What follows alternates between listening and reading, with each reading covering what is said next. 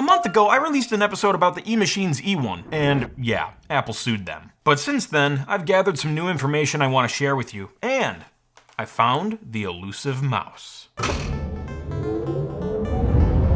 Hey everyone, how are you all doing? If you're new here, welcome. My name is Krazy Ken, and thanks to everyone who watched my original eOne episode. But I'm not done yet. I have 3 more topics I'd like to talk about with you, and we'll start with the spec comparison. In the original episode, I compared the eOne specs and design to the first-gen Revision A iMac, which shipped in August 1998. However, Apple revised the iMac several times before this thing launched in August 1999. So I'd like to revise my comparison because there's one factor that might have affected the lawsuit, which we'll talk about in a sec. The first gen iMac featured 32 megabytes of RAM, a 4 gigabyte hard drive, and a 233 megahertz PowerPC G3 processor for $1299. And the eOne featured 64 megabytes of RAM, a 6.4 gigabyte hard drive, and a 433 megahertz Celeron processor for $799 before rebates. However, to make the comparison more fair, I should reference Apple's Revision D iMac, which was released in April 1999. It featured the same 32 megabytes of RAM, but the hard drive was upgraded to 6 gigabytes, and the processor was upgraded to a 333 megahertz G3, and the price was dropped down to $1199. So those are the, I guess you could call them more accurate specs that were available at the time, shortly before the eOne launched. But there's one more thing, and that leads us to the design comparison. And I might sound a little bit picky here, but in a lawsuit, you kinda have to be picky. Aside from the new color choices, much of the iMac's visual design remained the same from Revision A to Revision D. The 2 noticeable differences are the removal of the accent color on the door, and the infrared port has also been removed. But the Blueberry iMac is where we need to focus today. So, I recently obtained one so we can get scientific. And yeah, something is wet on the inside. There's brown liquid everywhere. Juicy. Thankfully, we don't actually need the product to work, we just need to look at the case. Anyway, when I compared the colors in the original episode, you can see the original Bondi Blue iMac is a little more green than the eOne's color. But I think we should ignore the Bondi Blue color, because the Blueberry color is actually what was available around the time of the eOne's launch. So, I re-photographed the Bondi Blue iMac and the eOne, and I took an additional photo of my newly acquired Blueberry iMac, all with the same lighting and camera settings.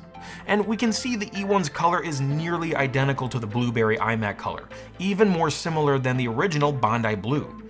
But if we examine a small portion of these colors, we can actually notice a subtle difference.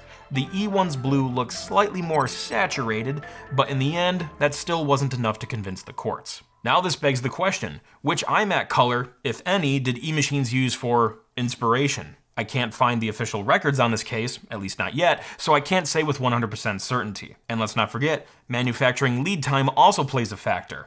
This thing might have been sent off to manufacturing before the Blueberry iMac even existed. All that technical stuff aside, I believe most of us, if not all of us, can agree the color eMachines chose was too similar to the iMac. At least in this situation, the legal system agrees. And that brings us to the eOne mouse. This little bugger was hard to find. When I purchased my eOne, the mouse was not included, much like LGR's situation. So instead, I bought a Kensington mouse in a box, which has a similar aesthetic to Apple's iMac. But I craved more. I wanted the original eOne mouse. While I was working on the last episode, a generous donor contacted me on Twitter and offered his mouse to me. But in the middle of the conversation, spanning several days, his Twitter vanished. I lost touch with him. But then, another miracle happened. One of my generous patrons, Moto M, donated his eOne mouse to me. Pretty neat. The only downside is, it's ballless. But hey, beggars can't be choosers. This is totally okay. I have tons of balls I can shove into this mouse. Wow, don't repeat that in public.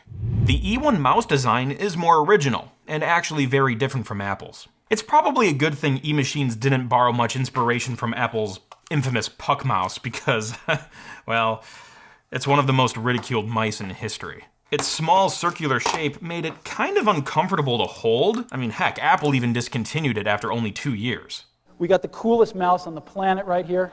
But look on the bright side. You can add an eye catch to the mouse to make it more comfortable. Just do this. Now we're talking.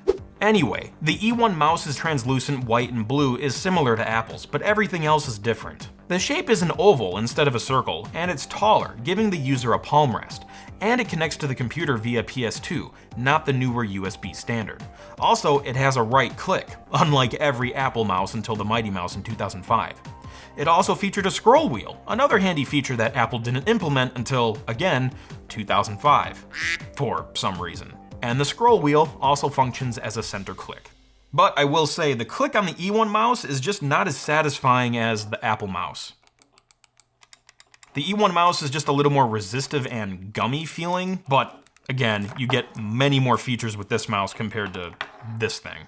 But here's a bonus thing. The original seller also gave me this off-brand mouse. Seriously, I can't find a brand name on this thing anywhere, it just says mouse. I love the colors of it, and it matches the eOne style really well, and I think it's more comfortable to hold and the click is way more satisfying. However, you do miss out on the scroll wheel with this product. But check out that blue PS2 cable, delicious. And with this, my eOne setup is now complete. Except for the missing panel that's supposed to cover the media controls. Some stuff just breaks off and disappears into the ether. And thanks again, Moto, for this awesome donation. And speaking of generous donations, I just wanted to take a quick moment to talk about my Patreon instead of having a sponsorship in today's episode. If you'd like to support my show, you get some awesome rewards in return. You'll get your name in the credits, plus access to all of my exclusive wallpaper downloads, early ad-free access to episodes, and exclusive videos that the public doesn't get, including my new Krazy Ken after show. So please consider pledging today on patreon.com/crazyken to get all of that awesome stuff. Your support is greatly appreciated, so thank you very much. And as always, I'm cooking up some great stuff, so stay tuned. Catch the crazy and pass it on.